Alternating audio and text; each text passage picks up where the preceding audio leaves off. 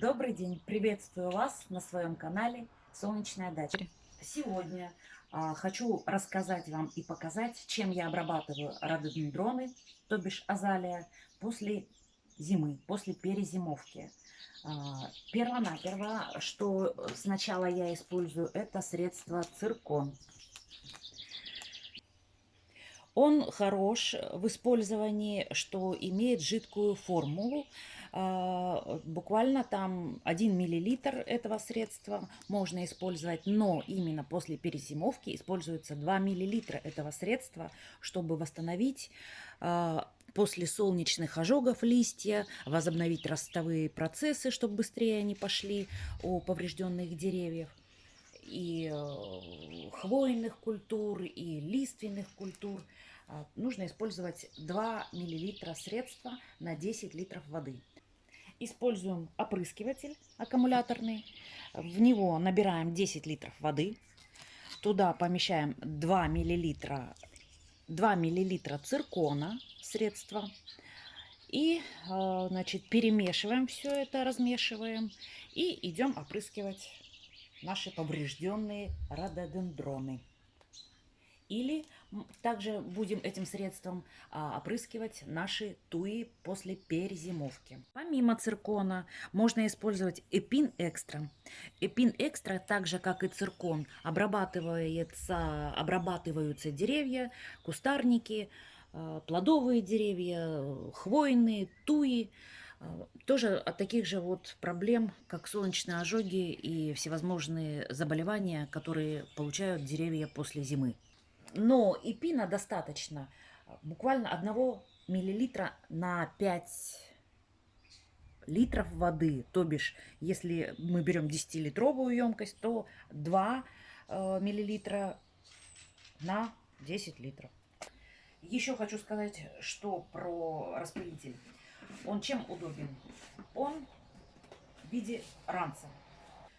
То есть мы его запросто можем одеть как рюкзачок.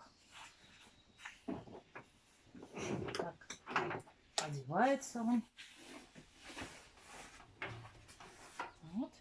И пошли обрабатывать. Ну, каждый год после зимы надо опрыскивать хвойные деревья, хвойники, туи и рододендроны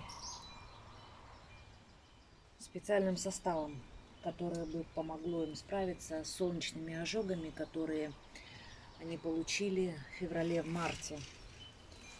Вот. Даже вот видно, что листья закручены, они как будто бы подсохшие. Это вот солнечный ожог они получили.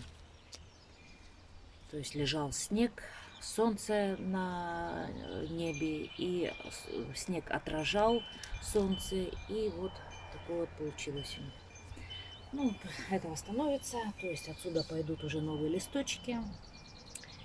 Только что есть единственное, что плохо в этом году, будет плохое цветение на этом кусту. Вот этот куст пострадал больше, этот вот поцелее, получше. То есть на него солнце попадало меньше. Это растение любит тень, полутень и любит кислую почву. Для закисления почвы мы подсыпаем каждый год, собираем кофейную гущу с пятой кофе и подсыпаем под каждый кустик, под каждое деревце. Вот. Каждый год страдают они, конечно, но тем не менее цветут. Опрыскивать цирконом нужно 1 раз в 7-10 дней. Ну, вот этот в тени сидел кустик, и поэтому на него солнце не попадало. Будет хорошее цветение в этом году. Так каждый год на зиму нужно укрывать, делать либо навесы какие-то, либо укрывать укрывным материалом.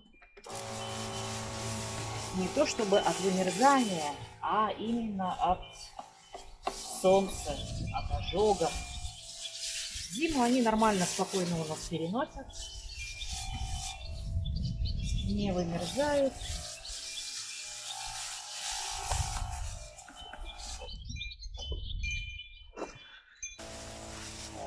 Это тоже немного пострадавший кустик.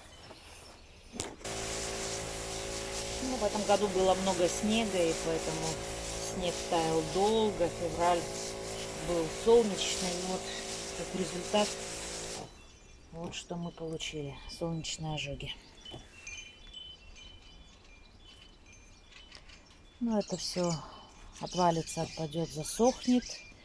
А вот с почечки сюда пойдут расти молодые побеги и новые листья. Еще хочу сказать пару слов об опрыскивателе. Очень удобный. Максимальная вместимость 12 литров. Как правило, все средства, которыми обрабатываешь деревья, там, кустарники, они рассчитаны на 10 литров воды. То есть сюда спокойно помещается и средство, препарат, да, какой-то, и 10 литров воды набираешь. И очень удобен тем, что не нужно подкачивать, а просто держишь вот это вот сам распылитель в руке и нажимаешь на этот рычаг. И не надо даже подкачивать, как это в ручных опрыскивателях. Вот. И гораздо проще пользоваться этим опрыскивателем, чем тем опрыскивателем, которым я обрабатывала виноград ручной, помповый.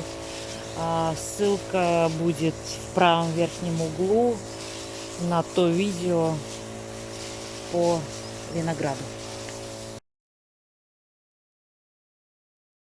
И можете сравнить, что было с виноградом сразу после зимы, да, в начале апреля, и что через месяц с ним стало, как он себя ведет, как он себя чувствует, как он выглядит.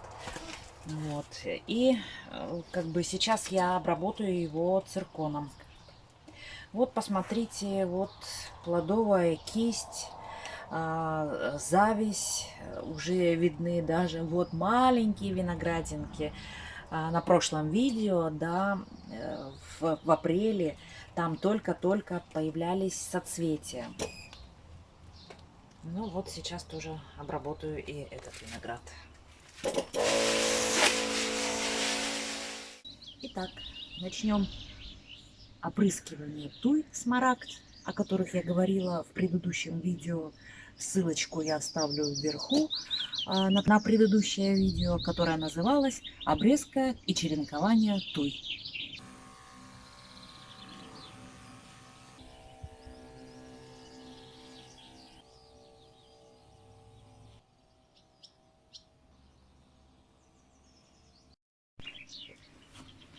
Ну, с этой стороны мы опрыскали туи. Теперь идем обрабатывать с другой стороны, для того, чтобы равномерно они выдавали веточки в бока, в стороны, чтобы равномерно шли ростовые процессы на туях.